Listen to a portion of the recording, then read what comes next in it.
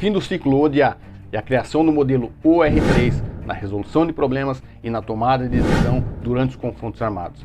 Se você é um atirador, policial ou um gestor, já deve ter ouvido falar no ciclo ODA.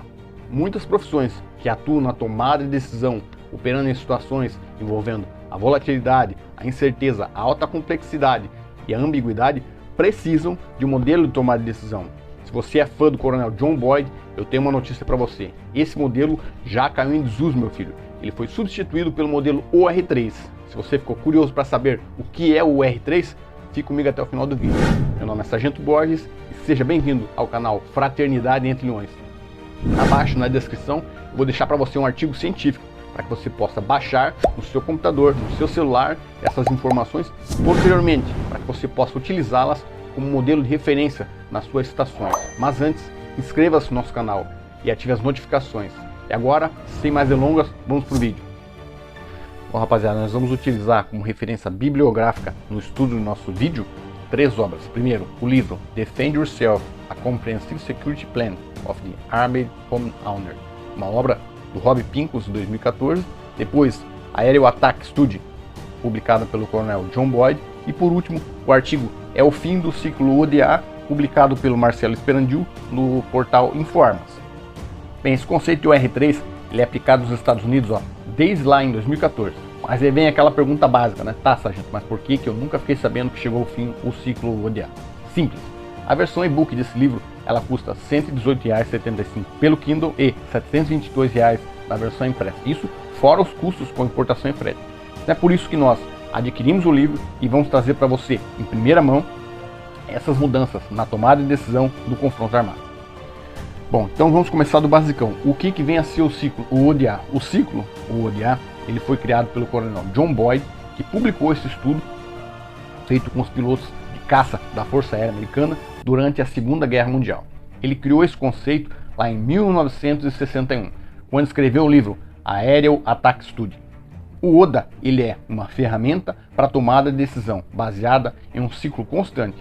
Conforme Boyd, o ciclo ele pode ser dividido em 4 partes: observar, orientar, decidir e agir. O que é observar? É fazer a leitura do ambiente, ou seja, buscar o máximo de informações, e isso vai ajudar você na tomada de decisão, já que quanto melhor a qualidade da sua informação, mais fácil de chegar à solução do problema. Orientar é a partir dos nossos filtros mentais que nós criamos uma análise, nós processamos as informações e determinamos as demandas para a nossa equipe, ou seja, nós fazemos a escolha da melhor opção para atuar. Decidir é o que? Consiste em aplicar o seu treinamento para descartar as hipóteses ineficientes, de modo a tomar uma decisão assertiva, minimizando riscos, otimizando resultados e maximizando a segurança da equipe. E por fim, agir, que é dar vida ao plano de ação. Como você já deve saber, o ciclo ODA é uma boa ferramenta decisória, porém, ele não leva em conta toda a gama de informações necessárias para a atividade policial. Isso porque o nosso cérebro ele atua de formas diferentes para situações que envolvem cargas diferentes de estresse. O nosso cérebro ele é uma máquina, um hardware, que foi desenvolvido para manter a gente vivo durante uma ocorrência. Para funcionar, ele precisa de pensamentos, tomadas de decisão, que seria um software. Esse software se chama instinto de sobrevivência. Ele foi instalado na nossa mente nos tempos mais remotos, quando nós ainda lutávamos com leões, com dinossauros, predadores, num ambiente hostil totalmente diferente de hoje. Então, quando a gente chega numa ocorrência policial, nós realizamos a leitura do ambiente através da coleta de diversas informações. Esses dados são captados através dos nossos sentidos, como a visão, a audição, e depois de recebermos essas informações, o nosso cérebro vai processá-las, tudo de acordo com as nossas experiências profissionais, as nossas crenças. E dependendo do que ele venha a processar, isso vai te deixar tranquilo ou vai te fazer sentir algumas sensações, caso ele identifique uma situação de ameaça. A partir dali, ele vai apresentar alterações fisiológicas no seu corpo, como por exemplo, um incremento no batimento cardíaco, um aumento na sua pressão arterial e por aí vai. Isso é uma resposta do seu organismo para acelerar a sua respiração, consequentemente, levando mais oxigenação para o seu cérebro e criando dessa forma a vasoconstrição, que é o que? Ela tem por objetivo reduzir o sangramento nas suas extremidades, no caso de necessidade, quando você for baleado, por exemplo. Isso evita o choque hipovolêmico, em caso do policial ser alvejado. Então, durante a ocorrência de confronto, essa descarga da adrenalina que chega no nosso corpo, ela aumenta o volume sanguíneo nos nossos grandes músculos. Quando isso ocorre, nós temos algumas perdas de performance durante esse processo, como por exemplo, a visão em túnel e a perda da percepção auditiva, além de alterações da nossa capacidade motora fina. Então, o coronel John Boyd, ele não considerou a nossa forma de processarmos essas decisões. Marcelo Esperandil, um renomado instrutor do meio policial, alega que o nosso cérebro ele processa as informações de duas formas. Uma pela estrada alta e outra pela estrada baixa. Esses termos eles ainda podem ser entendidos como uma ameaça em potencial e uma situação repentina dinâmica, ou um incidente crítico dinâmico. Esses são basicamente os dois caminhos que envolvem os processos decisórios que são diferentes. Eles possuem diferentes velocidades de processamento e ocorrem em partes distintas do seu cérebro. A estrada alta, por exemplo, ela faz alusão a um caminho mais longo e consciente da sua ação, da ocorrência. Por outro lado, a estrada baixa, ela toma decisões instintivas, ou seja, a estrada baixa toma decisões mais rápido do que a estrada alta, conforme você pode ver na figura ao lado. Para resumir, a estrada baixa, ela toma um caminho muito mais curto do que a estrada alta, logo, o tempo de resposta vai ser menor. A tomada de decisão pela estrada alta é diferente da tomada de decisão pela estrada baixa. Por quê? Porque ela utiliza a cognição, a razão, enquanto que a estrada baixa utiliza a emoção, baseada em reflexos inconscientes que foram adquiridos através do nosso treinamento, das nossas crenças e da leitura do ambiente externo. Então é por isso que o Rob Pincus alegou em 2014 que o ciclo OODA não se enquadra para os confrontos armados policiais. Ele deveria ser destinado à tomada de decisão em momentos que envolvam o conforto relativo, ou seja, utilizando a estrada alta, que seria o caso dos pilotos de caça americanos.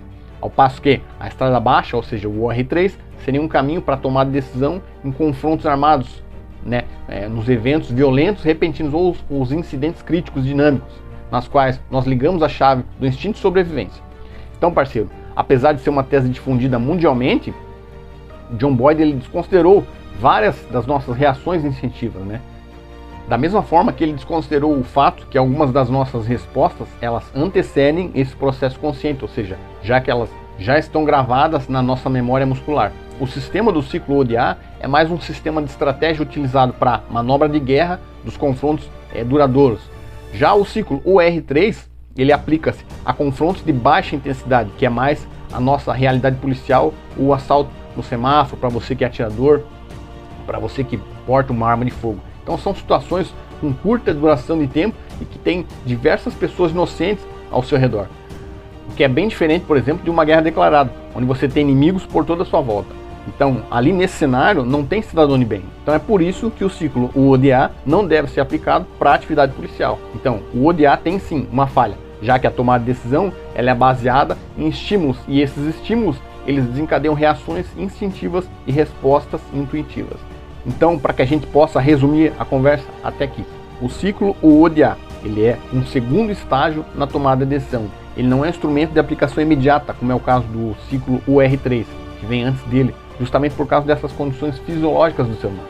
Então, ele passará a governar o seu corpo depois que a ameaça cessar. Então a gente percebe, pessoal, que embora o método do Coronel Boyd fosse voltado para um público específico, ele foi transformado, ele foi cooptado e ajustado para caber em diversos segmentos. No nosso caso, por exemplo, que é a atividade policial. Por outro lado, num cenário de treinamento, de contra-emboscada e luta dinâmica, cenário caótico, letal, nós precisamos de algo mais específico, com ênfase no reconhecimento do perigo imediato e focado nos padrões de estímulo e respostas. Baseadas no livro de Rob Pincus, nós podemos dizer que o seu corpo faz a leitura do ambiente através da observação. Então, com o treinamento, você passa a aprender uma resposta e ela passa a se tornar instintiva e automática. Por isso, ele criou o R3, que significa observar, reagir, reconhecer e responder. Então, observar, teoricamente, é aquela informação cognitiva coletada, a sua percepção do ambiente sem qualquer tipo de processamento de consciência. Reagir é a sua função natural instintiva. Você desencadeia uma ação programada no seu DNA, baseada no seu instinto de proteção e de sobrevivência. Bom, reconhecer se refere a reconhecer padrões que levaram você a ter essa resposta intuitiva, já que essa prática realizada dentro de um contexto, ela vai condicionar você a dar determinadas respostas durante o confronto. Então o treinamento ele é fundamental. responder. Então todo estímulo aprendido, ele desencadeia consequentemente uma resposta aprendida, que ela depende das nossas crenças, das nossas experiências profissionais, do ambiente no qual a gente está inserido. Aqui essa resposta ela é intuitiva e totalmente automática, sem processamento cognitivo, sem pensar muito. Então é o treinamento que vai conectar os nossos estímulos à resposta intuitiva. Antigamente nós não acreditávamos muito naquele tiro visado, aquele tiro de quadril baseado no faroeste. Por quê? Porque parecia que ele não tinha aplicação no nosso mundo real, mas as coisas mudaram. Então a pedra angular de toda a instrução de armamento e tiro, ela baseia-se exclusivamente na identificação do perigo imediato, na tomada de decisão e na ação, seja ela uma tomada consciente ou uma tomada inconsciente. Teoricamente nós vamos fazer em combate somente aquilo que nós treinamos. O disparo é a última coisa que a gente faz durante o confronto.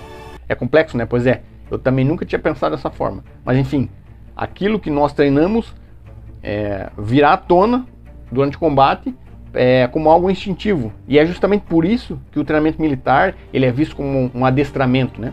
Soa meio que um negócio de cachorro, mas é justamente isso que é. É justamente isso que ele significa. É uma forma instintiva que foi aprendida, ou seja, foi treinada para que a gente possa responder a uma ameaça em cenários de combate urbano. Então, à medida que você treina, que você se prepara para isso, você aumenta consequentemente a sua chance de sobrevivência. Conforme a gente identifica uma ameaça, nós liberamos o nosso corpo para um mecanismo de luta ou de fuga. Então o teu cérebro ele entra em ação conduzindo o teu corpo para congelar ou para lutar, dependendo daquilo que você treinou. Então, nem sempre nós vamos ser capazes de controlar a situação em que nós estamos envolvidos, que a gente se encontra, mas a gente pode escolher como nós vamos reagir a ela. Para concluirmos então, senhores, nós podemos dizer que o ciclo ODA ele foi erroneamente concebido para as polícias. Por quê? Porque nós não tínhamos na época estudos tão aprofundados sobre a questão da tomada de decisão como nós temos hoje. Isso por quê? Porque existe uma enorme diferença entre percepção e reação. Nós podemos dizer então que um movimento de reflexo, né, algo que é inconsciente, é diferente de algo que é pensado, cognitivo, planejado e consciente. Senhores, uma resposta intuitiva a um padrão reconhecido é diferente de um reflexo involuntário de sobrevivência. Um é baseado em resposta intuitiva e o outro é baseado em experiências anteriores que a gente tem de serviço. Eu sei que você deve estar cheio de dúvida e esse tema ele não acaba aqui. A teoria de Boyd é sim uma tese ultrapassada que era aplicada lá em 1961 e que não visava o confronto de baixa intensidade para a polícia, mas sim a estratégia de guerra aeronaval. Agora, eu quero que você escreva nos comentários se já tinha ouvido falar sobre o fim do ciclo, o ODA, e se conhecia o ciclo OR3, beleza?